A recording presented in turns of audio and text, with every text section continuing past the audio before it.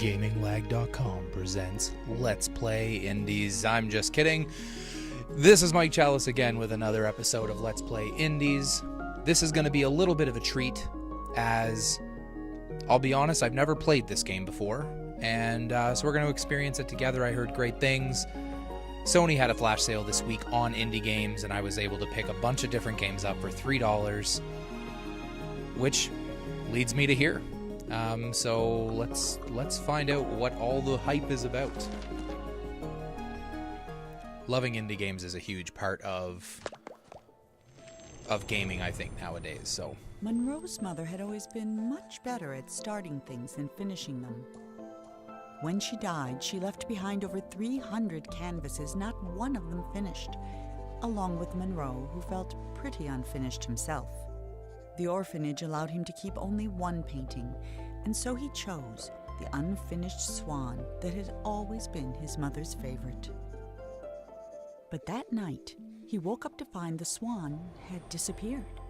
So he took his mother's silver paintbrush and followed the footprints into a little door he hadn't seen before.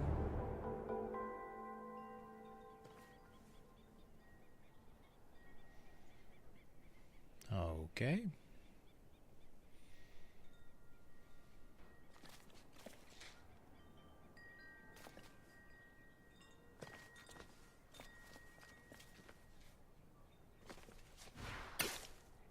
Oh.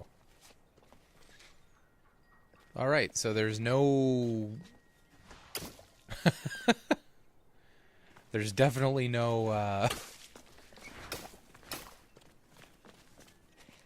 instructions on what you're supposed to be doing. For anybody who tries this, R1, you throw paint.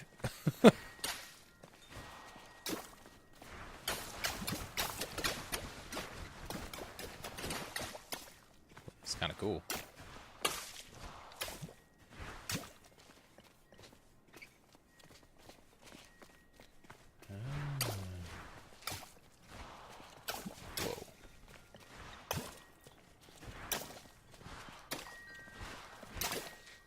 This is super trippy.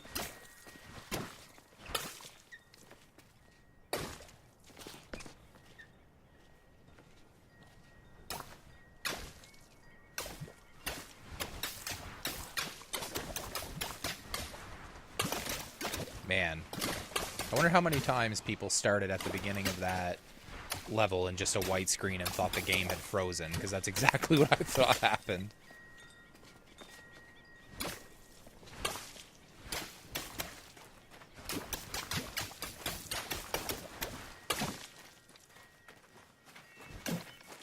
Quite think the purpose of the game is to cover everything, because once you cover everything it makes it really hard to see, actually.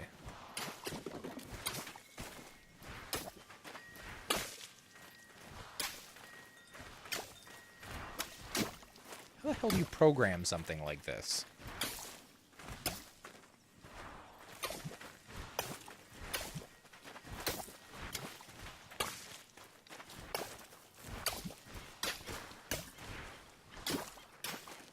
See swan footprints.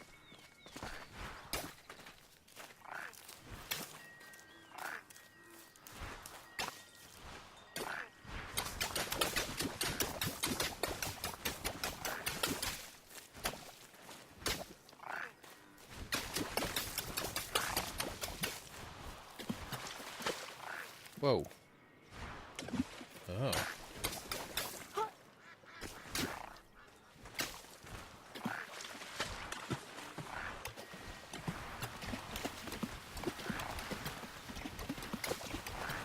Throw these far. Can you swim?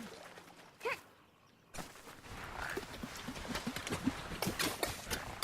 the heck?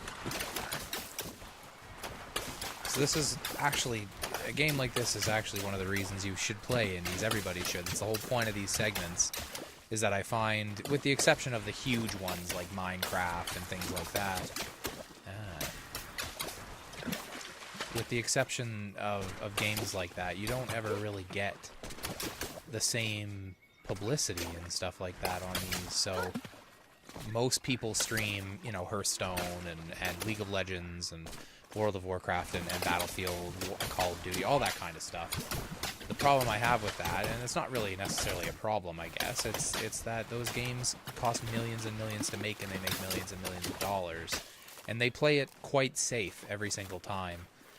Even though a game like Call of Duty comes out with a new idea like exosuits and stuff, it's still played incredibly safe comparatively to something like this, where you have all these really, really...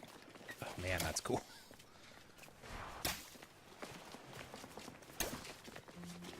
Where you play...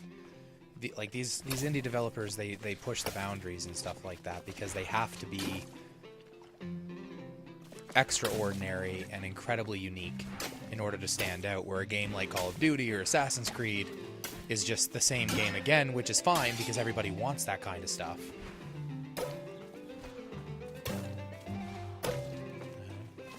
The problem at that point, though, becomes they just do the same thing every year and then hope that it's enough.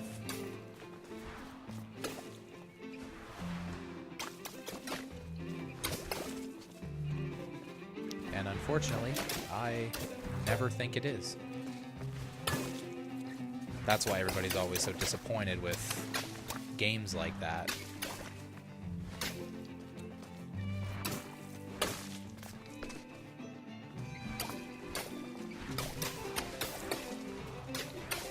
Sorry if I don't make a whole lot of sense. It's sort of hard to make a Let's Play actually by yourself, where nobody's actually contributing to the conversation, because generally when I play video games, I don't actually talk a whole lot.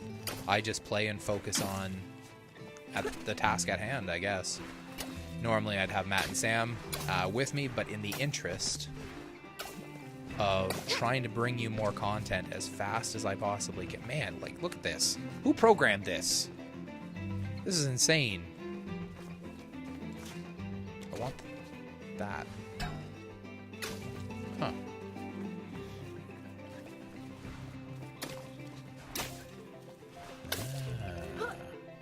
Ramp.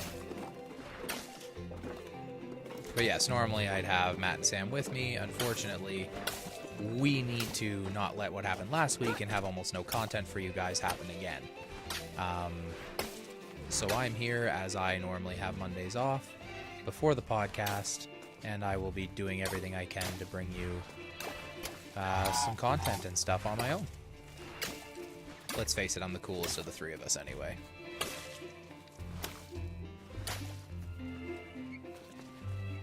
Okay. Another ramp. Good God.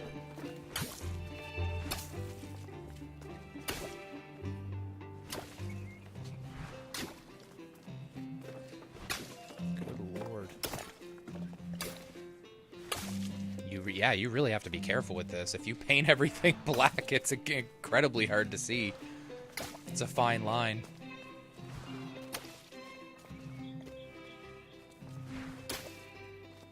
Ah, the duck.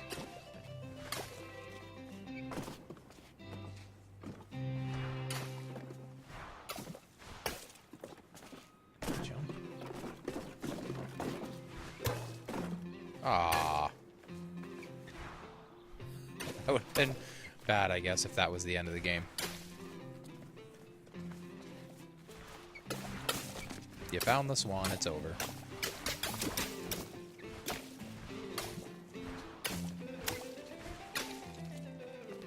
If you guys have never played an indie game, by the way, you guys can hit me up on Twitter. I'll give you my recommendations. I also have a couple of really close friends who play almost exclusively nothing but indie games, with the exception of a couple of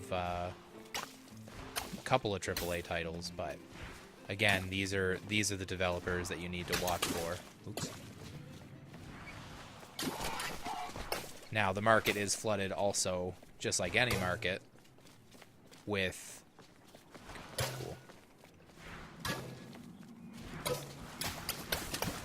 with some not so good indie games.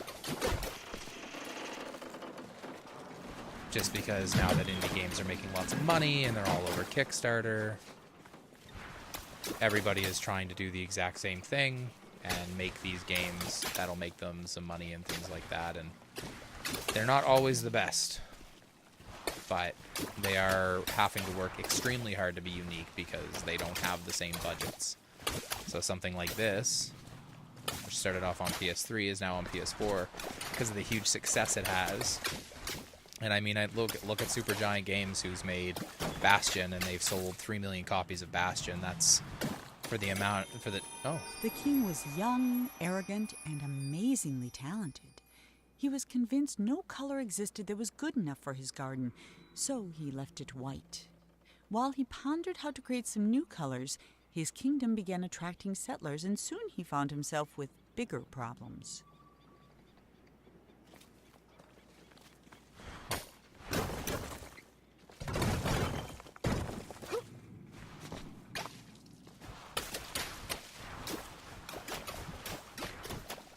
If at first you don't know what to do, spin around and shoot paint. You sort of get the gist of the room.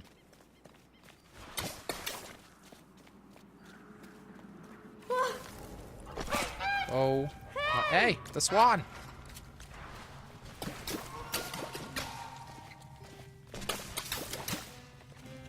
Yeah, look, if you... Man, that's so cool. If you color it too much, it doesn't even look like...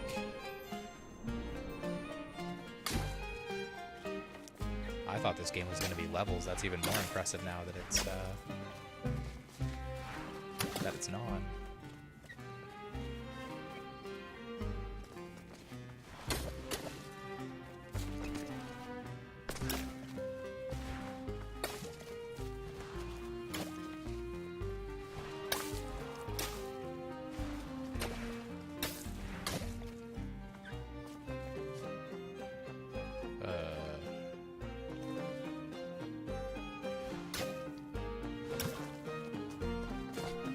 Just came from.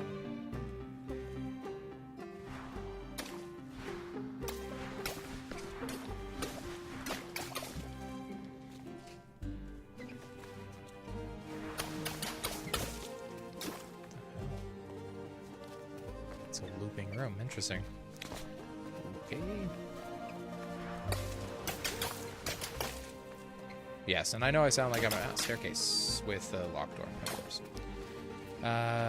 I know I sound like I'm repeating myself, but I just have I have a respect for people who don't just try and follow. Of course, paint bounce off windows. I have a respect for people who don't just follow the usual, if you know what I mean. What happens if I go through this door? Yeah, still loops.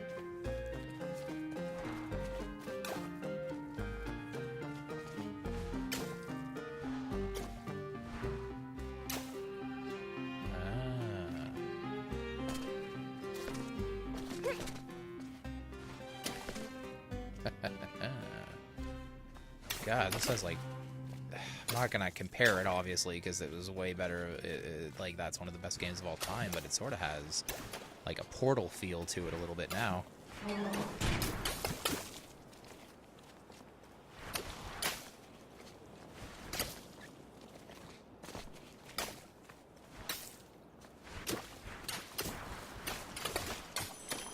Well... The king's new subjects were tired of white.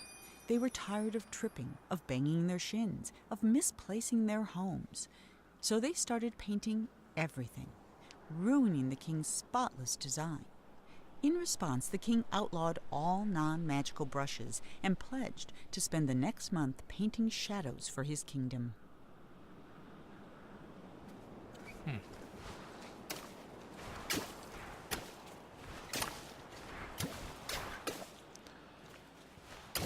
But I mean, look at the games that are coming out this year. I know, like, everybody's excited for Uncharted 4, and I'm with all of those people. I'm ready for those games.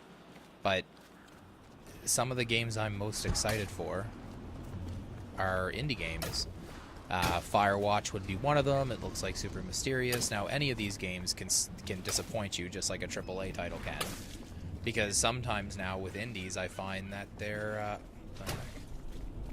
Sometimes now with indies, I find that they're overhyped a little bit too.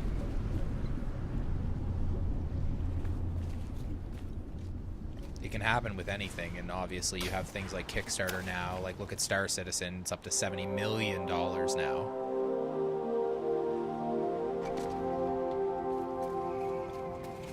And that game is going to easily get funded. $70 million is more than what some AAA titles are made from now. But they might under-deliver and not deliver anything that they promised to deliver. So that, I mean, the reality is any game can be disappointing, but indies have to try exceptionally hard to be noticed. Unless you are Star Citizen and you raise $70 million to make your game, and then you're probably fine.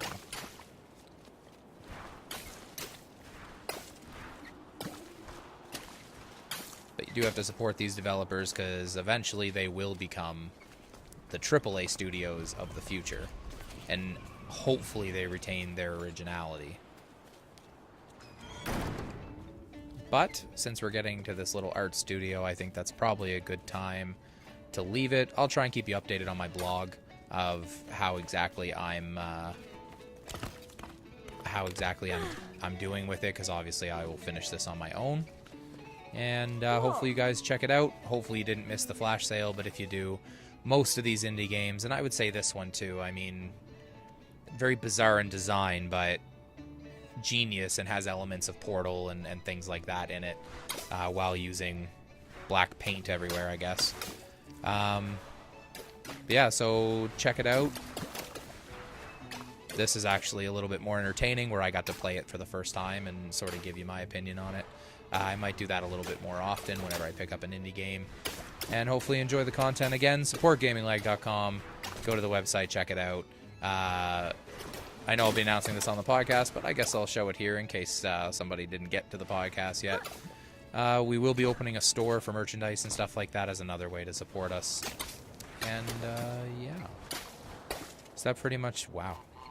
That's a perfect place to end right there. All right. We will see you next time we do Let's Play Indies. Thanks again. 3, 2,